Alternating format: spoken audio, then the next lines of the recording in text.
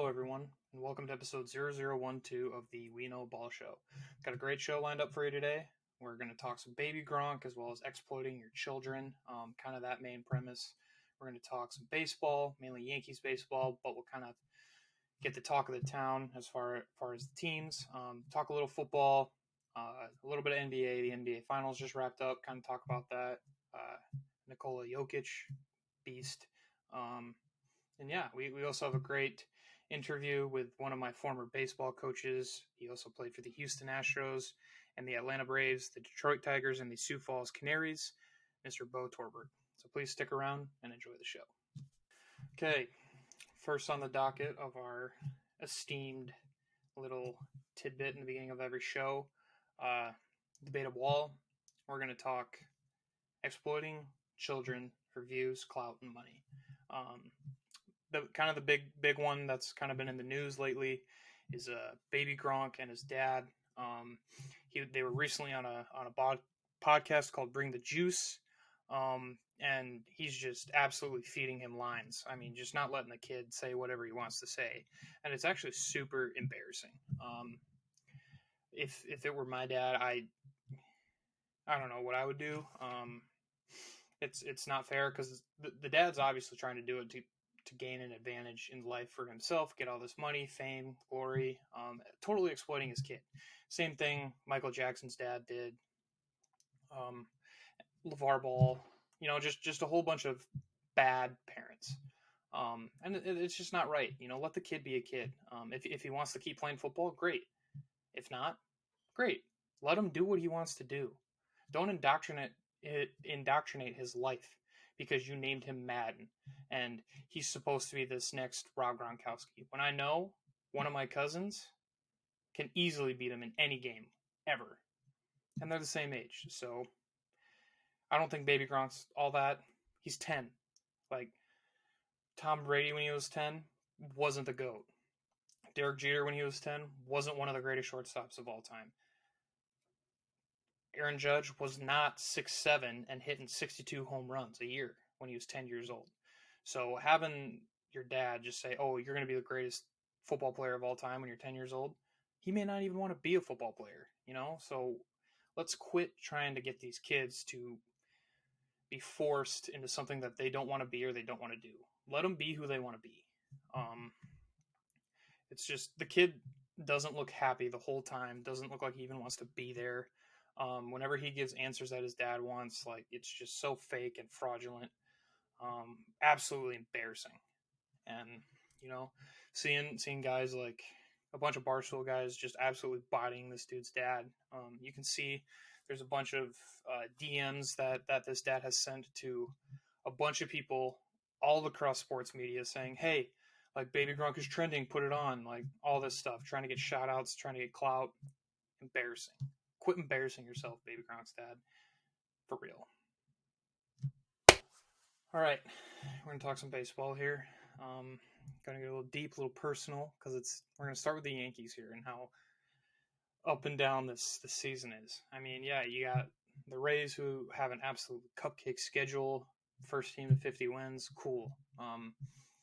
It's you're playing some poverty franchises and you've gained yourself a pretty nice streak, but you also split a series with Oakland, who is one of the worst teams in baseball. So let's figure it out here. But with New York, you're supposed to be the best team in baseball, if not one of the best teams in sports. And you keep going around, and mainly Boone makes these dumb decisions, pulling guys out with 80 pitches in the fifth inning, guys like Garrett Cole, putting in relievers that shouldn't be in, not taking guys out soon enough. It just looks like he doesn't know what he's doing out there. Any right man with a team that this Yankees should be very successful, and they're just not. It's a very similar team to what they had last year. Yeah, we're riddled with injuries. Judge is out, but Judge shouldn't make the whole team. You build a team around a team. You don't get a guy and then get a bunch of mediocre players, especially with the Yankees payroll. You're supposed to be paying all these guys a bunch of money and produce on the field, but you're not. You're in third place. 9 games back of the lead, and you're playing like shit. So figure it out, Aaron Boone, or you're going to get fired. Another news around baseball, there's a world reverse boycott with the Athletics. On Tuesday, they ended up selling about 30,000 tickets and trying to get their owner to sell the team so they don't have to move to Vegas. It looks like everything is passed and Vegas is on the horizon for the Oakland Athletics, which is sad. There's a lot of history in Oakland. You know, you have the Oakland days of the 70s, you know, with Reggie and Catfish Hunter, Vita Blue, rest in peace, you know, all those guys. And it's moving a very historical team to a place where, yeah, they're going to make a lot more money, but baseball is all about history, and you need to keep the original teams in their spot. That would be like moving the Boston Red Sox to Montana. Like, it just doesn't make sense. But, well, hopefully they'll figure it out. I really wish there was a team stand in Oakland, along with a lot of other baseball fans, but can't get everything that you want. You know, other news, everybody thinks Acuna is the best player in baseball. He's not. I wouldn't even say he's top 10. He's having a great year for sure. But, I mean, Fernando Tatis missed the first month of the season and has hit just as many home runs and is doing just as well as Acuna. So it's time to start sinking the Brave ship here. Let's get them off their high horse. Let's burst that bubble a little bit. Same with the Rays and the Rangers. Like, it's starting to make me mad that all the good teams that are supposed to be good are not doing so well, and the teams that are supposed to be historically terrible are actually doing pretty decent. I mean, the AL Central still sucks. I mean, the Twins haven't won a postseason game since 2004. They're in first place. They have a losing record. At one point in the season, like a week ago, literally last Sunday, the Boston Red Sox would be in first place in the AL Central, and they're in last place in the AL East. That just goes to show you how terrible baseball is. How about we get rid of those teams instead of a historical team like the Oakland Athletics? Let's get rid of the Twins, the Royals, the Tigers, any of those teams. Move them. Nobody really watches the AL Central anyway. They're bad. So let's move on. In NFL news, there's some OTAs, mandatory OTAs going on, some contract negotiations, all that kind of stuff. You know, you see a lot of things kind of going on. Herbert, and Burrow, you know, that they have their contracts coming up here next year. They're expecting some pretty big paydays. Jonathan Taylor's another one.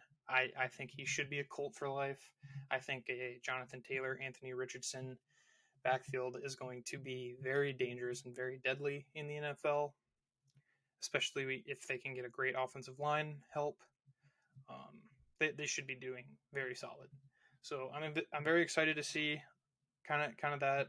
Been watching some practice footage of Anthony Richardson and just kind of seeing how OTAs are going, and he's doing really well. A lot better than I think a lot of people thought. Yes, it's going to be a work in progress, and yes, he's probably not going to be ready by game one, but that's why it's a project and a product. They have Minshew, who's a great leader and a role model. And I love Gardner Minshew. I think out of all the quarterbacks that we've had since Andrew Luck retired, I've been most confident about Gardner Minshew starting week one. Same with Anthony Richardson. I'm okay with whoever they start, other than maybe Sam Ellinger out of randomness because they're hurt. That would be a disaster. Knock on wood. But hopefully we can figure it out. DeAndre Hopkins in the news visited the Tennessee Titans as well as the New England Patriots. Kind of 50-50. I don't know where he's going to go. I hope he goes to New England because I don't really want the Colts to have to play him twice a year again like he did in Houston. But we'll see. Alrighty, and that was our kind of first section of the show. Wanted to keep it quick because this is a great interview lined up.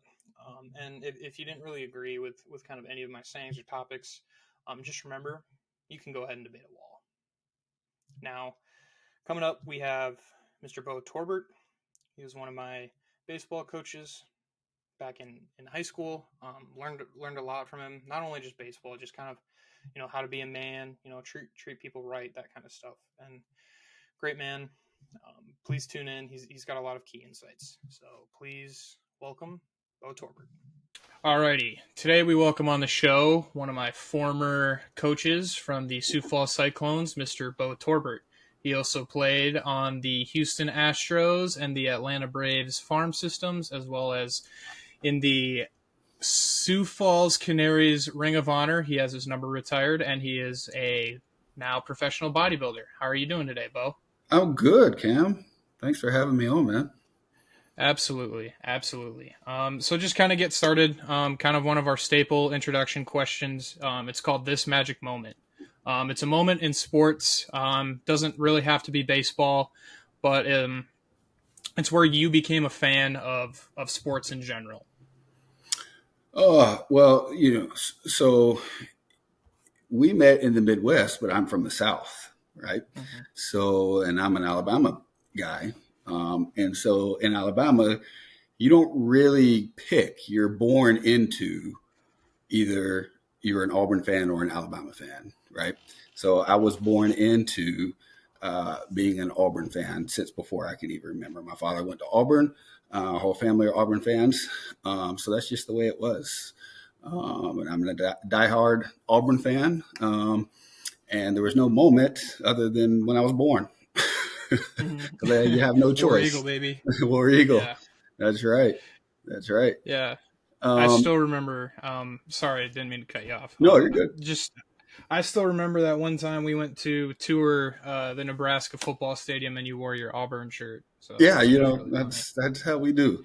And it's the same like with baseball. Like, if you grow up in the South, you pretty much are an Atlanta Braves fan. It's kind of a ritual for my generation when you're younger. Remember sitting around watching TBS at night with your parents or grandparents, watching the early Chipper Jones and the Dale Murphys and the whole, 90s crew. It's another thing you kind of just, if you're from the South, you just pulled for the Braves. You know what I mean? You're kind of born into Absolutely. that, with the dynamic pitching that the Braves had, and then right. Andrew and Chipper, the Jones boys. It was electric. Glavine, Maddox, Smoltz, that whole crew. Yeah. Fortunately, my Yankees had to beat up on you a few times during the night. Yeah, that's true. That's the ongoing thing is we were really, really, really good through the regular season and the first part of the postseason, but you could never finish it out. Yeah. So kind of getting into baseball here. You were a part of Major League Baseball. You were in the minor leagues for both the Astros and the Braves. Can you kind of just walk me through kind of your time there? And then when you kind of talk about the Braves, you were a Braves fan. You got to play for your childhood team. It may not be, at Turner Field or Truist Park or anything like that, but you were a Brave. Yeah. So it was, I originally was drafted by the Astros way back when in 2004. I spent about 4 years with them, made it AAA with them, wound up getting released. And that's when I came up to the Sioux Falls, South Dakota area, played some minor league ball and bounced in with the Tigers actually for one spring training as well. Then went back. And then my last year, I was fortunate enough to go to spring training with the Braves. And had a really, really good spring training. And it was really exciting because you're right. You're thinking, I came off a really, really good year in independent ball. The Atlanta Journal-Constitution, which is the newspaper there, did a story on me about coming from indie ball and possibly being the fourth outfielder in the big leagues. So, I mean, you talk about, kind of a dream come true type deal. And I went in and had a really good spring training with him, and it just didn't pan out. When you get into professional baseball, it's like other things. It's a business, and a lot of other things other than performance go into it, and I get it. And I'm okay with it now. But just having that, being able to put on that jersey at a professional level, for a team that you grew up loving and watching, and just like we talked about earlier, sitting at home at night at 7 p.m. and making sure you were turning in to watch those guys, to be able to actually put on the same uniform in the same kind of respects that those guys did was awesome, regardless if it panned out. Yeah, for sure. We know each other through, you coaching me. How was it being that transition from, being that professional baseball player to, turning into the more developmental side and coaching kids to become like that next level? Yeah, it was actually really easy, and really enjoyed it, man, because when I retired from baseball, I retired knowing I had done everything I could. I'd played for a long time, so I was happy with it. And I was of the mindset that it's now my time to give back to guys like you, all the things that I learned, you know. And one thing I took pride with in coaching is not just helping youth and kids, young girls, young guys develop as athletes, but I took really good pride in trying to help them just develop as people. Just kind of instill some principles in them: hard work, being on time, just things that would help if their playing career ended, because everybody's does at some point, right? So helping them just become good people like yourself. Thank you. Mm-hmm. So it was really, I'm not coaching anymore, but I still love it. And I still love just in that aspect, helping people. And that was kind of a great thing, because I could still stay in sports and help kids in that aspect, but also kind of help develop, young professional people. For sure. So, growing up, I loved baseball, of course. You did too. We all kind of like to emulate our game from certain people. For me, I was like Bryce Harper for hitting, Kershaw when it came to pitching, Mark Teixeira when I was playing first base. What are some guys that you kind of wanted to be like? It's crazy, man, because when I was growing up, baseball wise, I was a big Dale Murphy fan. You probably don't recognize that name, but he was a Braves guy. And then I was also, a big Bo Jackson fan, and a Dion fan. So when I was growing up, I wanted to be like those guys, because they did it all, right? They were awesome at football. They were awesome at baseball at the pro level, and be kind of just an all around athlete. When I got into pro ball, and it actually wasn't until I got to Sioux Falls and independent ball, when I was kind of trying to revamp some things in my game, the guy that I tried to emulate was Manny Ramirez swinging. Now, I didn't. We all know the Manny being Manny and the clown that he was, right? So not that part, but as far as a baseball swing goes, like, to me, that dude's swing was just amazing. And I tried to emulate that and what he did at the plate and how he went about it. And it worked out. I mean, so he was a guy that, and it's funny because, like I said, this was later in my career, like halfway through almost, that I finally tried, when I started emulating, somebody. But before that, they were just kind of, idols type, I guess. Yeah. Just kind of like looking, right. Like those are the guys I want to be looking at and meeting when I grow up. Absolutely. Great guys. Like you said, not really familiar with the Dale Murphy. I'm a huge American League East guy, so I follow a lot of that. However, following the American League East, they're kind of kicking butt. The Braves kicking butt as well in the National League. Who are some guys in Major League Baseball that you think are really balling out right now? Acuna, he's on that chase for 40-40. Yep. So, and I actually read a stat the other day that as of like 2-3 days ago, the dude was on pace for it was something ridiculous, like 60 and 30, like 50, 60 home runs and like 36 bags or something like that. So he's definitely up there. But hands down, the best player in the game, or probably the best player we've seen in this generation is Otani. Like, there's no question. Like, if any, like, for me, it's not even a debate. The things that guy does, I mean, on the mound, in the batter's box, and plays the field, like, it's hands down, he's the best player in the game. But of course, you know, Trout is right there. Judge is always going to be there. You know, what's the dude? Yordani Alvarez, is that him? The Yeah, Astros from guy. Houston. He's freaking tearing it up. And Harper's back. So, I mean, you know, those guys to me, you know, are upper echelon right now. Yeah, it's speaking of Harper. One of the craziest things, you're in the medical field. Tommy John surgery. This guy is the quickest person in Major League history to come back from Tommy John. Granted, he's not throwing the ball much, doing a lot of DHing, but yeah. I mean, his swing is very aggressive, and he's using his arms a lot, and that elbow's got to be using a lot of torque. Yeah, for sure. And you hit on it. What I think difference is a lot of guys you hear about having Tommy John are pitchers, right? So it's repetitive motion on that arm, and he's not. You know, and the dude's still somewhat young, and he's always been kind of that fiery attitude and go get it. So I think he did his rehab right. I listened to him interview that they had him on in mid game a few weeks before he returned, and that's exactly what he was saying. He's like, he just wanted to make sure that I'm doing this right. I don't come back too soon. I get ready so that when I am step back in there, I'm good to go. So I think all those things help. You know, he's not a pitcher, so he doesn't have that repetitive arm motion. Yeah, he's got the swing, but it's not quite the same. He doesn't have to throw the ball, 70, 80, 90 times a day.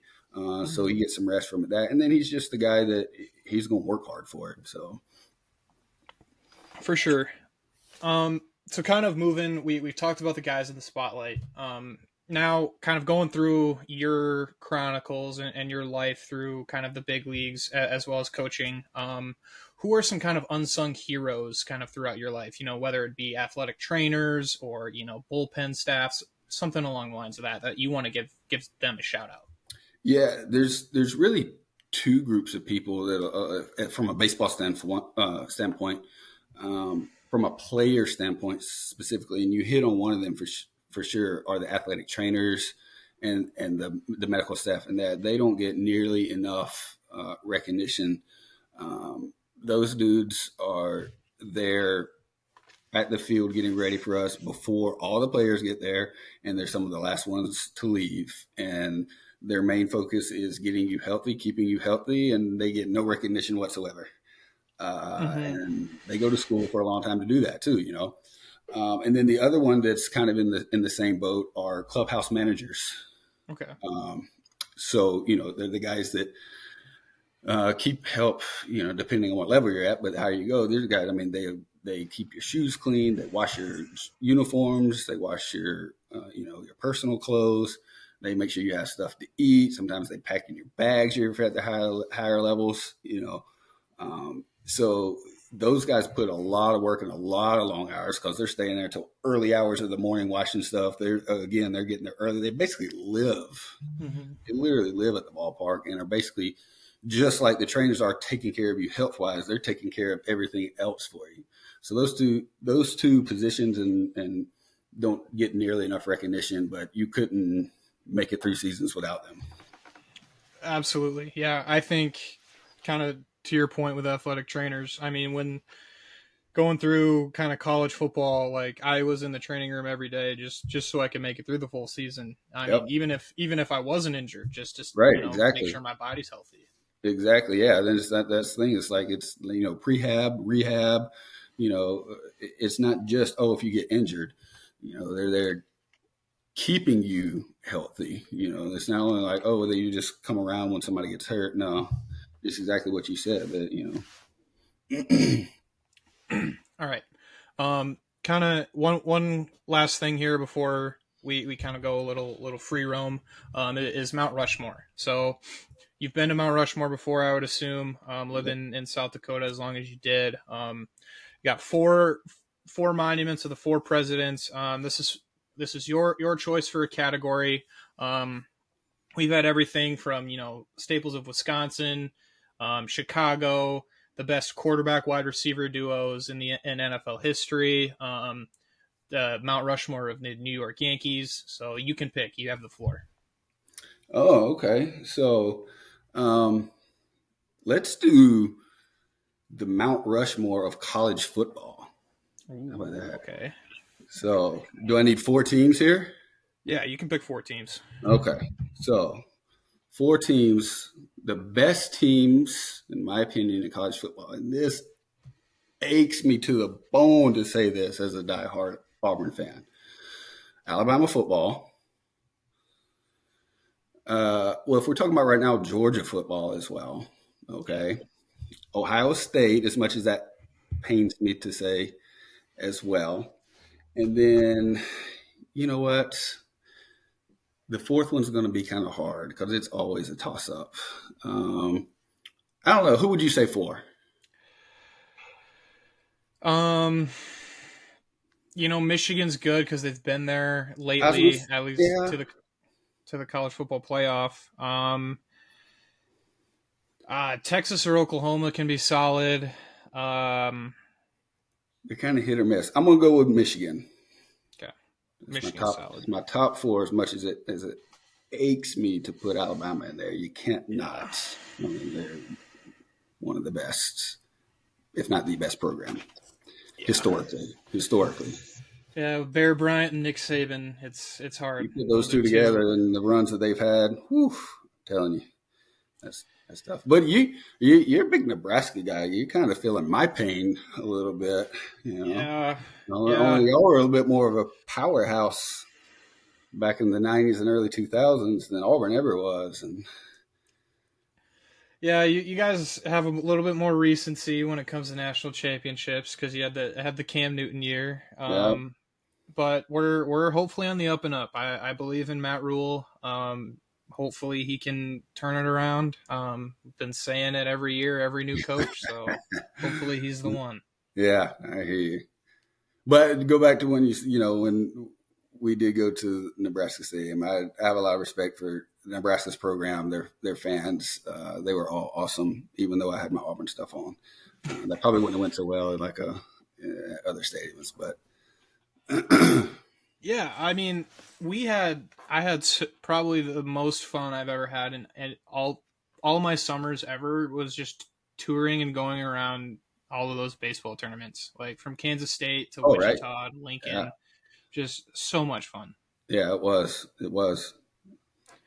So one thing I did want to kind of talk about was that night that you got your jersey retired and you were put kind of in the Canaries Hall of Fame. So just kind of talk to me about that. Yeah, that was really a really cool thing. That was the first one that they've done. I think they've done several now, and all deserving guys, obviously. But it was it was a really special evening and event, and just to be recognized like that. I had some really good years in Sioux Falls, but there's been a lot of other really good players as well. But then, for them to decide to kind of start that tradition, and for me to be the first guy that they, thought of as to induct was really awesome. It's something that I've had several awards and accomplishments, but that's probably at the top, man. To be honest with you, just for everything that it was. And I have a really special place in my heart for Sioux Falls. I played there for 3 seasons. I actually, lived there for a while, and the community's awesome. So putting all that together, being playing there, having that, just love of that community, it was pretty special. Yeah, very cool. Yeah, it was a cool moment, especially just being there, just to see that. Yeah, that was very cool. I'm glad you were there. All right. One last question before I let you go. Transitioning from, being a professional athlete in the baseball realm, now you are a professional bodybuilder. Kind of talk about that. Kind of the differences, and obviously there's different training aspects. Your meal plan is obviously way different. Kind of just talk about how you got into it and kind of kind of the differences. Yeah. So when I got through playing competitively in baseball, and you know this, and we probably will feel this too, you're always going to have a competitive nature about you, right? And I got asked a million times, do I want to go play, amateur baseball there in South Dakota or something? Like, no, not really. But I've been involved in weightlifting my entire life. My father was kind of a power lifter and got me involved when I was really young. And then when I met my wife, she had done competitions and a bunch of them. She's a bikini pro, and so we kind of started training together. And then it kind of just it took off as something that I could continue to compete in. I could do it with my wife. It's something we enjoyed doing together. We haven't competed in 2 years. I don't know if we will again, but we did there for a while. Like you said, it's something, even if we don't, we still live in the gym because we just love it. It makes us feel good. And we're about our health and helping others with their health and stuff. So yeah, it was just kind of that natural, not really, almost natural, because like I said, I've spent my entire life in the gym. I needed something to keep me competing in something, and it was more of an individual sport that I could do on my own with my wife, and not have to have a team or not have to have somebody to go, practice with or whatever. I could do it on my own time. And it just kind of fell in naturally. Yeah. Instead of going and, trying to, be a long drive golf person or something like that. Yeah. Go out, just sign a bunch of autographs. Yeah. Be a long pro. Right. All right. Well, do you have anything for me?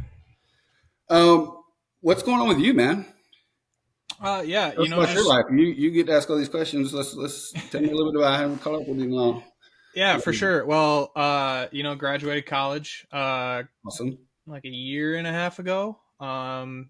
And then just kind of doing started out working at Citibank. Okay. It was all right. Kind of just the cubicle life wasn't really for me. Yeah. And then kind of was in the process of wanting to do something similar to this. Had an idea with one of my friends who was a diehard Red Sox fan. Went and saw him like in September. Went to Fenway, got to see Nice. Yankees, Red Sox. Very cool. Awesome. Very cool. Another memory I won't forget. Judge hit 3 home runs in 2 games during a 62 home run streak. That was cool. Yeah. Got to see him. For sure. That's awesome. And that we kind of had an idea of just doing like, how can 2 best friends be fans of the teams that have one of the biggest rivalries in sports, being right. Yankees, Red Sox. Couldn't really figure out scheduling and stuff like that. I just wanted to kind of do something on my own, so started this, and then found a different job where I can work from home and also be able to do this. So like as soon as I log off from work, I can hop on and do what I got to do here. That's awesome, man. Good for you. Good for you, dude. I'm proud of you, man. And your family is so awesome, dude. I love your family, man, and you. But quick story. When I first came back to Sioux Falls after I moved away, I was trying to find a church to go to, and your mom reached out and brought me to Embrace, and I fell in love with the place. But it's just your family are good people, man, and so are you. Thank you. Yeah. By the way, they said hello. I told them that I was interviewing you, and they made sure, hey, make sure to tell them we say hello. So good. Tell them I say hello as well. I will. Well, thank you very much. This has been all-time greatest interview. Thank you so much. Thanks for having me, man. Appreciate it. It's awesome. Hey, you. Yeah, I'm talking to you. Hope you liked that episode. If you liked it, please leave a like and a comment down below. And if you want to explore more, we got more videos right here and right here. So please tune in and watch more of the We Know Ball Show, as well as our monthly preview show, The Wrap Up, where we go through kind of some history of sports as well as kind of what happened throughout the month and kind of what we're looking forward to in the future. So thanks, everybody. Have a great night.